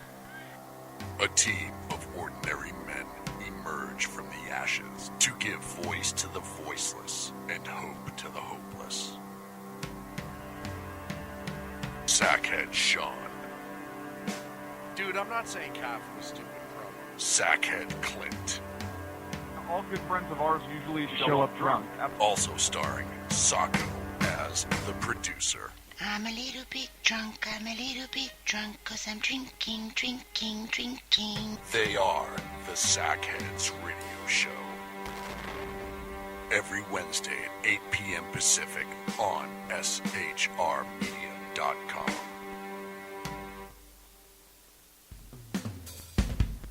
This is Tammy Jackson, inviting you to join me on the Tammy Jackson Show every Tuesday night at 7 p.m. Pacific on the 405radio.com. Put down that remote and tune into the show that covers politics, guns and the Second Amendment, religious liberties, sanctity of life, the military, and more. I host newsworthy guests and work hard to be a conservative radio show that's not like all the others. So save Tuesday nights at 7 p.m. Pacific for me, Tammy Jackson, on the 405media.com.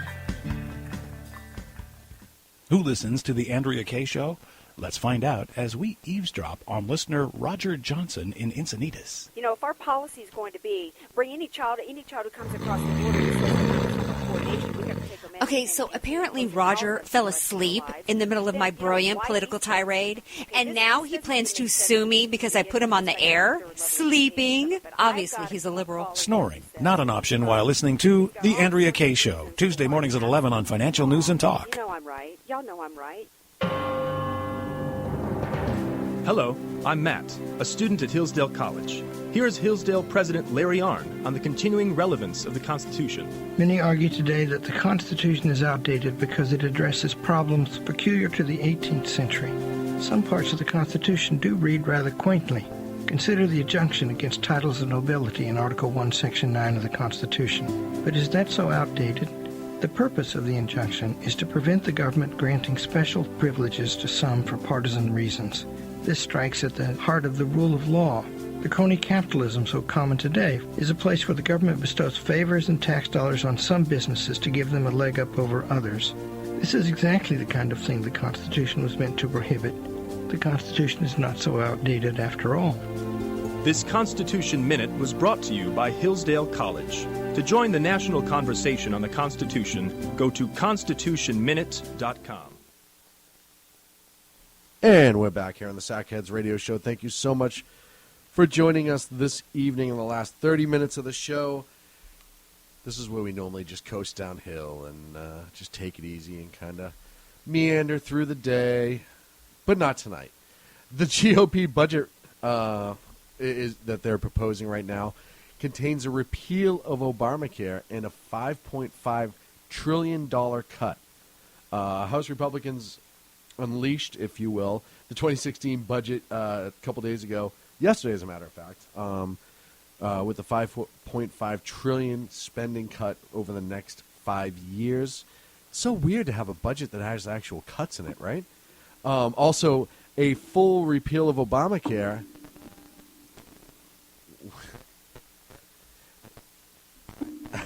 A full repeal of Obamacare, as well as an overhaul of the Medicare system. This is huge, and this is why I think it's huge. And correct me if I'm wrong. This is the first time a repeal of Obamacare has come out that's had a decent alternative with fixing Medicare. I talked about this before. That I believe that when it was time to repeal Obamacare, which was a day after it was conceived. However, when the Republicans took office and they were going to repeal Obamacare, that you needed to have something in place to legislate with, if you will. You need to have some sort of plan in place, and it's good that they're starting to do that because I think that shows the voters that it's not an anti-Obamacare thing, which I think the voters understand that it actually is. Because it is. It is. But it's most not, of the country hates it. Right, but I think still. So let's call it what it is. I think a lot of people still think, though, that they're repealing Obamacare because it's Obamacare. No, they're repealing it because it sucks. Well, because of the person versus the bill. I don't think so, because most of Americans agree that it's horrible and it should be repealed. Right, but most people still get mad at the Republicans. I think the Republican. I think that's hype in the media. A lot of that, and I think it's the Republicans being scared of their own shadow and say, "Oh, people are just going to be mad at us because we don't have anything to replace it with." So no, I think that's something the Republicans did to themselves. I think if they completely got out of it. Now, am I saying that the medical that it didn't need some reform? Yeah, it did. I think it needs a lot less regulation. Yes. Let the free market figure it out. Right. Right, Well, don't have insurance exchanges that are closed by state borders. Have it open, but I don't know that you have to replace it with a whole new package, right? With new regulations and new things to put in, and I don't know the specifics of what's in it, so I don't want to speak out of school. But I don't think this argument of you need to repeal and replace the entire thing. You don't need to replace it. You need to repeal it and then open it up to the free market principles and let the market sort it out. It seems easy to me. But then again, we have a small little thin few sheets of paper that established our entire system of government, and we're passing and 13 laws. billion sheets of paper later for one healthcare system. Right, and we're passing laws that are so ridiculously overcomplex that, I mean, if I can give the Constitution to my 10-year-old daughter, and have and her read she can front to back. explain it to me, Yep. how our government works very, very clearly. Right. This established the greatest nation on earth, and my 10-year-old can tell me what it means. And she is smart. No, she's not. No, she is. She's actually very, She's very very smart. She's very smart. But that's not the point, right? So no, she's not. The fact that she can explain that, and we have laws now that takes attorneys and lawyers years to sort out through lawsuits and challenges and explanations and briefs, is completely ridiculous. We should write a constitutional amendment requiring all legislation to fit on the size of a postage stamp. That would be so great. Only because I'd love to see it when they go in front of Congress to present it, trying to read it with the giant magnifying glass and like a pair of tweezers. Right. Either that or a 3x5 card. Joe Biden would be like, I can write that sentence. Yeah. I got it. I got Obamacare right here. It involves the word pants and off. It's a law. All in favor? Aye. All opposed? Oh, the ayes have it. Joe, this is a Dunkin' Donuts. And that's law. Have a good day, everybody. Look, when this bill was passed, and I know this is beating a dead horse, but when you have Nancy Pelosi stand in front of the nation and say you can find out what's in it when we pass it, that is just so frightening to think that people were behind that. And I don't care if it's a politician on the left. I don't care if it's a politician on the right, one in the middle, someone totally different. If your Congress is trying to pass laws and they don't want you to see it, it's not a good law. And I don't care what's in it. As soon as they find a reason to keep it from the public eye, it's not a good law. Because they're being deceptive with the people that they're supposed to be answering to. They answer to us. We don't answer to them. So that alone is a problem. And then you move on to actually what's in the bill. I mean, that is actually more frightening. What I do like about the GOP budget or proposal is that it calls for specifically a complete repeal of Obamacare. And it calls starting over with a patient-centered approach to healthcare reform. Basically saying, look, we know we have to fix it, but we're going to completely scrap this because it's garbage. But we are going to start over, and basically they're stating their legislative intent is to start over with a patient-centered approach. Perfect. Right? Not a approach from to take the insurance companies' interests primarily to heart or anything else. But hey, here's our intent: to completely repeal Obamacare and to start over, but with the intent that anything we build is patient-centered. Yes. And I'm okay with that. And that's what I like. I like having that language in there because it's clear that we're worried about the patient and the right. citizens. Exactly. And let the free market work it out. Well, and I said this before Obamacare even was passed. There's a few things you could do right now that Congress could do without any problems to improve our healthcare system quickly. Number one, tort reform, especially when it comes to BS malpractice suits. Everyone knows that when you go in to get a medical procedure done, there is a risk that there can be a problem. Now, I'm not saying you should give free rein to the doctors to just cut and paste whatever they want everywhere. Willy-nilly. All willy-nilly like. Right. You know, obviously there needs to be a standard, but on the other hand, you need to cap and be very, very clear about what you can and what you cannot sue for. If you go in for a quadruple bypass and you're told there's an 80% chance that you're not going to live and you die and your family tries to sue for malpractice, no, I'm sorry. They did everything they could. You knew this was a risk when you went in. And the doctor, we found that the doctor's done nothing fraudulent. Right. It just didn't work. But if you go in for that same quadruple bypass and you're told you have an 80% chance of not surviving the surgery, and you come out and your left nipple is stapled to your forehead, that's problematic. Right. Or if there's a marble in your aorta, something. Right. Maybe you could sue for that. Because then they were playing jacks while you were out. Right, which is kind of funny. I'm not going to lie. Right? We need a doctor with a sense of humor. Just picture waking up with my nipple on my forehead. I know. Oh, that didn't go well. It paints a picture, doesn't it? So, Doc, what you're telling me is there was some issues. Right. No, actually. So Biden was watching the surgery. Everything went exactly as planned. And he dared me, basically, because he read a post. I dared Joe Biden. So he dared me to, and I had to do it. I'm sorry, son. So tort reform would drive down the cost that is put on the doctors, their insurance, as well as the hospitals.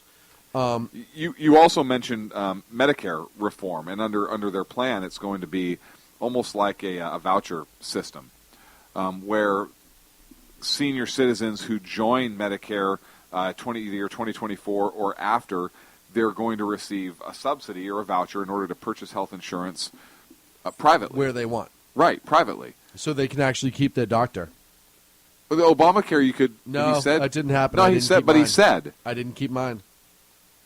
But he said. I know he said. He said a lot of things. I still didn't keep mine. Naysayer. And one of the other things, too, is the ability to sell across state lines. And at which point You have competition. Competition inherently drives down price. Because there is a standard in the medical field, it does not drive down the quality of care that you would receive. It would just drive down price. And I think I made the statement about California making a state car before and use that as the analogy. When you don't allow anyone else to sell cars in your state, but the only car you can buy is Chevy, say? State of California.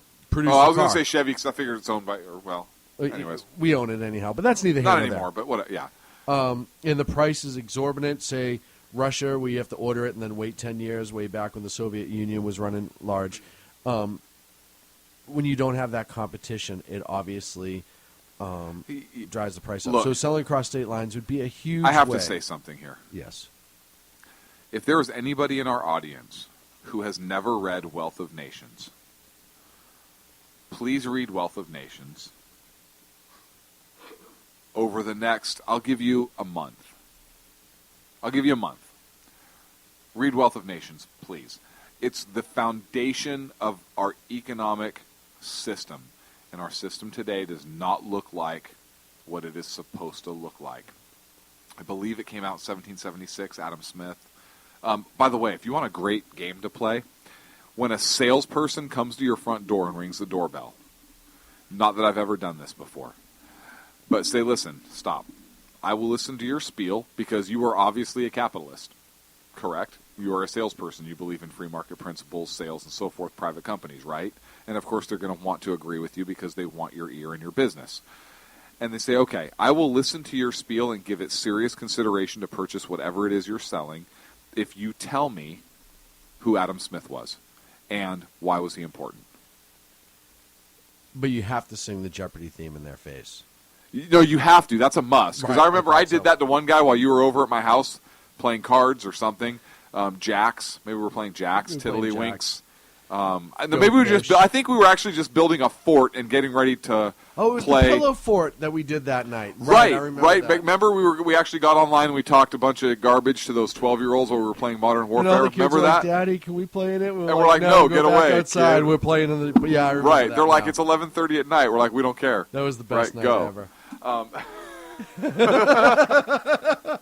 And the funny thing is, anybody that has any idea of what we are actually pictured that. We had a bunch of listeners right now just go, hey, I could see them doing that.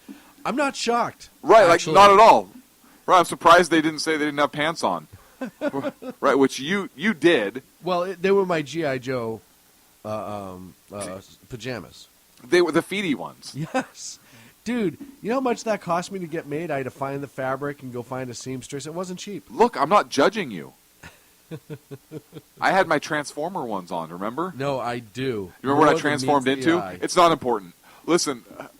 More than meets the eye. Right. Quick question out of the chat room. Yeah. Should people read Wealth of Nations before or after 50 Shades of Grey? Ag wants to know. Oh, Ag wants to know. Listen, I would say, so I always have a couple books going at the same time, and I would recommend the same for you, right? Okay. So read Wealth of Nations is kind of your intellectual book as you get going, and your personal time, you just kind of want some time for you, read 50 Shades of Grey. Okay. He also had a great book idea called 50 Shades of Freedom, a book with 50 essays and such on constitutionalism. I'll write one of the essays. Who's the other 49? We'll work on it. How's that? Ag, I love that idea. I think that's an amazing idea. We'll help you publish it. Absolutely. We'll help you publish it. And Sean and I will each write one of the essays, so 48 to go, and I know you'll write one, and I know Ken will write one. And Liz Loris owes us one now since she's taken, so she'll have to write one. She's going to get even she's going to have to write like a few, I think, maybe. Sacco, we don't want Sacco to write one. Well, no, Sacco can write one. It just won't. It won't make the final cut. Right. Right. He's saying we should start SHR Publishing, get into publishing. Yeah. Why not?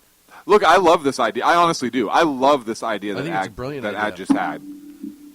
Actually, my good friend, Big Mouth Patriots in the chat room, Mr. E, who was on the show a few times a while back, he would absolutely be able to write a great one. Yep. So, look, let's farm it out. Ag, if you're serious, let's. Ken's will only count as half, according to Ken. No. 3/5. 3/5? Right, 3/5. Well, in that case, That's more than half, Ken. Give yourself some credit. You know, I hate it when you denigrate yourself like that.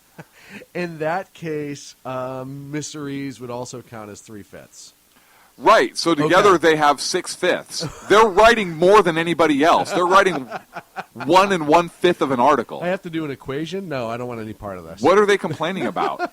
What are you people complaining about? What do you mean, you people? People in the chat room. Oh, well, what do you think I mean? They're complaining that Ken obviously thinks that he's going to be 3/5.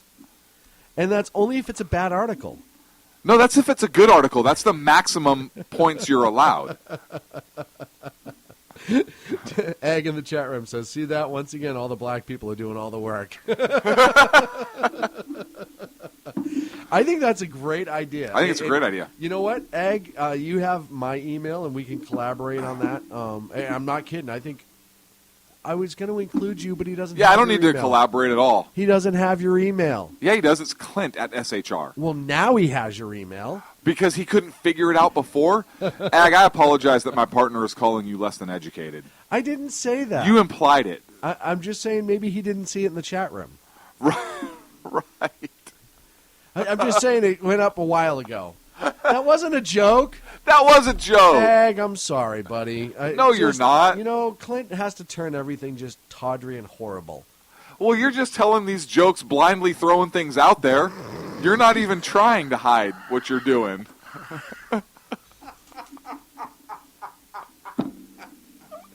Oh, man. You know what?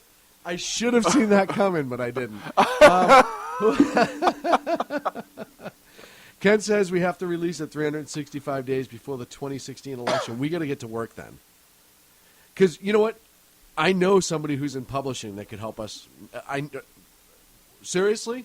Let's start a collaboration. Let's get this done. I think this is a brilliant idea. Ag. We need 50 different authors, I think. And you know who? I'd like to see Dr. Randy Arrington write one. If he'd Dr. be willing Randy. to. Yes, Dr. Randy A. There's a lot of our good friends who would be amazing at this that we have to touch. Cammie, Yep. if she would be willing to write one. She is. I've seen some articles that she's written. She's got an article on SHR Media right now. Amazing. So if you have a chance, check that out. Scott and Judith, the authors we had on a long time ago, they would be awesome at it. There's some, you know what? Now let's start getting a name list together. Everyone write one essay on it, and let's get it done. Even if we do it just digital. I think we publish it hard copy. Even if we start with just digital and go hard copy. Patriot Press. That's already out. Is it? SHR, Dang it. SHR Media Press is fine. SHR Publishing. Okay. If we could do a little A in there, we could call it Sharp. No. And an R. A and an R. No, Shop Shop. just doesn't. Shop. Well, where I'm from, and actually, it'd have to be Shop. Where Big Mouth Patriots from, it's Shop. Shop. We're wicked Shop. Wicked Shop. You know what? I think this is a brilliant Hey, idea. it is a brilliant idea. We haven't had matchup yet. What's tonight's matchup? Ag v. Ken. I'm going to take Ag. Are you really? Ken is too sweet. Ag's got an edge. I think Ag's got an edge. Do you? Yep, absolutely. I think Ag could take Ken. I have to go with Ken now. Oh. Look, if I take Ag, we're racist, right? Uh-huh. And if I take Ken, it's kind of like the token thing. Uh-huh. But I'm going to take Ken. Because Ken's got more street smarts. And that's not like an urban thing, Ken. I'm sorry if you take it that way. It actually kind of is. So I'm going to go with Ken on this one. Yeah, but see, Ag comes armed with a cane. Right, but Ken is in the D.C. area, so he knows all the underhanded dirtiness and how to play that as well. Ag is in an area that allows rifles and such. Right. So now he also has that ability. But Ken knows how to evade and is actually Nick Fury from the Avengers. Oh, and he also, that makes all the sense in the world now. I'm still sticking with Ag. That's my choice tonight for matchup. Look, I'm still saying that we go as the Beverly Hills Cop characters, me, you, and Ken. Well, I Vegas. also think that you and I, specifically, should go as the Blues Brothers. Oh, but we decided that a long time ago. That is still, I'm working on my cartwheel. Are you really? Yep. Well, we have to. We actually have to sing, though. Oh, of course we do. Ken, start taking steroids and working out, and you could be Carl Weathers. Ken says, guess what I am armed with?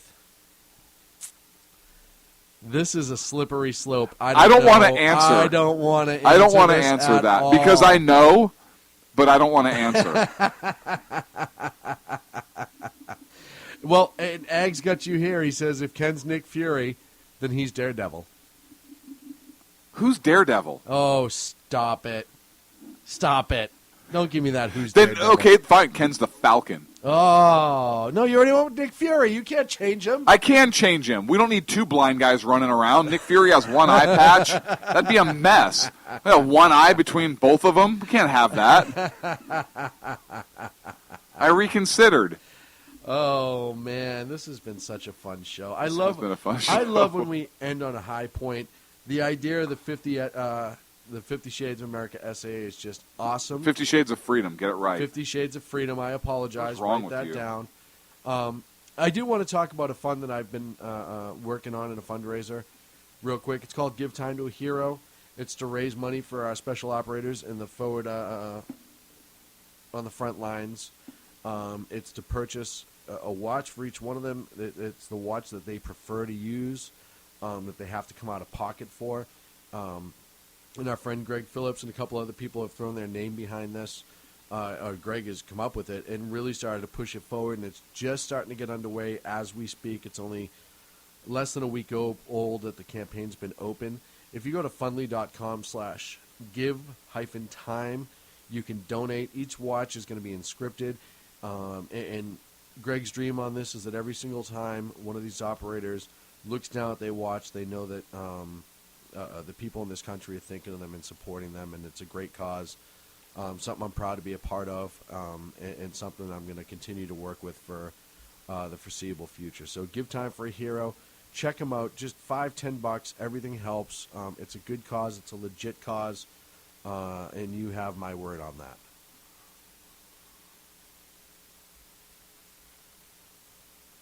Yes? I was waiting for you to finish. It's been a great show, my friend. It has been an awesome show. I will speak with you again on... Mystery jumps right in. Big Mouth Patriot. I'm the Black Panther since we've crossed into the Marvel Universe now. Did he say he's the Black Panther? Panther. Why would he pants black people only? That's kind of racist of him. I'm not going to lie. Well, white people don't have stuff you want to check out Well, there? maybe not. I don't even want Maybe to not. I don't know either, but he's the one that said Black Panther. Not me. Follow us on Twitter at Sackheads and on Facebook, Sackheads Radio. If you want me, I will be Sackhead Sean on Facebook. You can check me out tomorrow, 12 p.m. East, 9 in the Pacific on WNJC 1360 AM in Philadelphia for my Edge of Liberty show. Dude, this night went too fast once again. No, it didn't.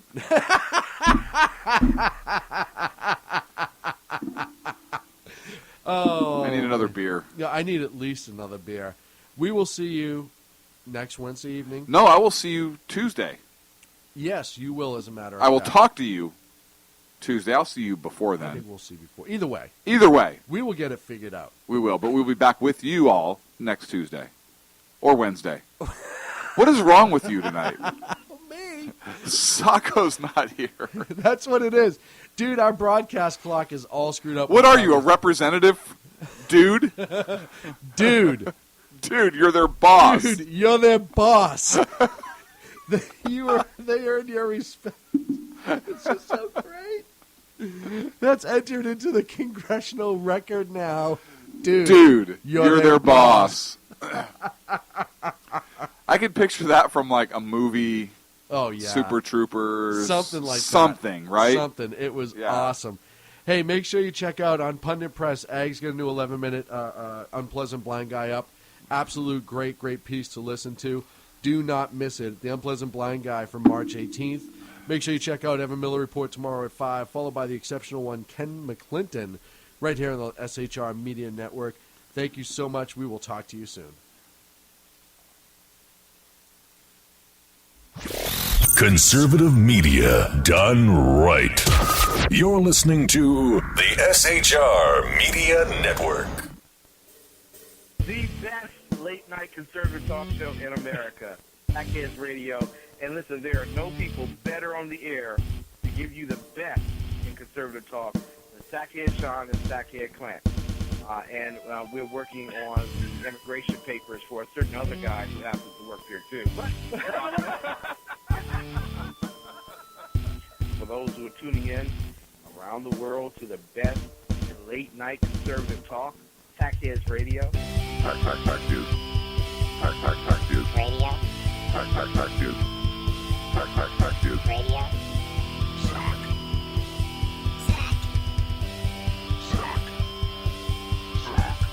The best late-night conservative talk show in America. In America. In America. And in this web was a large, I'm pretty sure it was the biggest spider I've ever seen.